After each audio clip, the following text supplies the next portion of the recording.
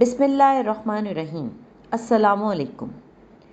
آج ہم نصاب سازوں کے لیے معاشرے میں اسکول کیا کردار ادا کرتا ہے اس پر گفتگو کریں گے۔ اس حقیقت سے تو انکار نہیں کیا جا سکتا کہ معاشرہ اور اسکول میں کوئی فرق نہیں ہوتا۔ جس طرح کا معاشرہ اسکول سے باہر قائم ہو، اسی طرح کا معاشرہ اسکول کے اندر بھی قائم ہونا چاہیے، تاکہ متعلم کے لیے حصول علم میں کسی طرح کی مشکل نہ ہو۔ مفکرین کی ایک کثیر تعداد نے معاشرے میں اسکول کے کردار کی اہمیت کو واضح کیا ہے، لیکن اس کے ساتھ ساتھ اسکول اور معاشرے کے درمیان کیا تعلق پایا جاتا ہے، اس بارے میں مفکرین نے غور و فکر کیا ہے اور معاشرے میں اسکول کے کردار کے مختلف پہلوؤں کو اجاگر کرنے کی کوششیں کی ہیں۔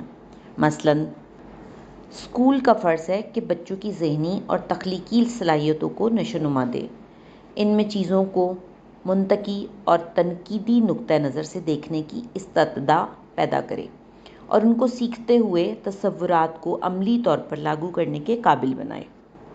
بچوں کی جسمانی صلاحیتوں کی بھرپور نشو و نما میں مدد کرے اور ان میں جسمانی صحت و تندرستی اور حفظانِ صحت کے اصولوں کی افادیت کا احساس و شعور پیدا کرے۔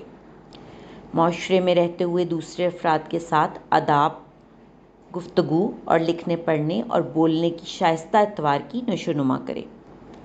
اسکول کا فرض ہے کہ طلباء کو ریاضی، سائنس، ٹیکنیکل بنیادی تعلیم مہیا کرے اور طلباء اور طالبات کو تیزی سے بدلتی ہوئی دنیا کے تقاضوں کے مطابق علم و ہنر اور ضروری مہارتوں سے آراستہ کرے۔ اسکول کا یہ بھی فرض ہے کہ وہ بچوں میں صبر، برداشت، رواداری اور عزت نفس کے اوصاف پیدا کرے، ان کو سماجی اور اخلاقی قدریں سکھائے اور دوسرے مذاہب کے ماننے والوں کے لیے عزت و احترام کے جذبات پیدا کرے۔ جس دنیا میں ہم رہ رہے ہیں، بچوں کو اس کے بارے میں اور دیگر اقوام کے بارے میں ضروری علم و آگاہی سے آراستہ کرنا بھی اسکول کے فرائض میں شامل ہے۔ نصاب کی نوعیت کا بہت حد تک انحصار اس بات پر ہے کہ اسکول معاشرے میں کیا کردار ادا کرتا ہے۔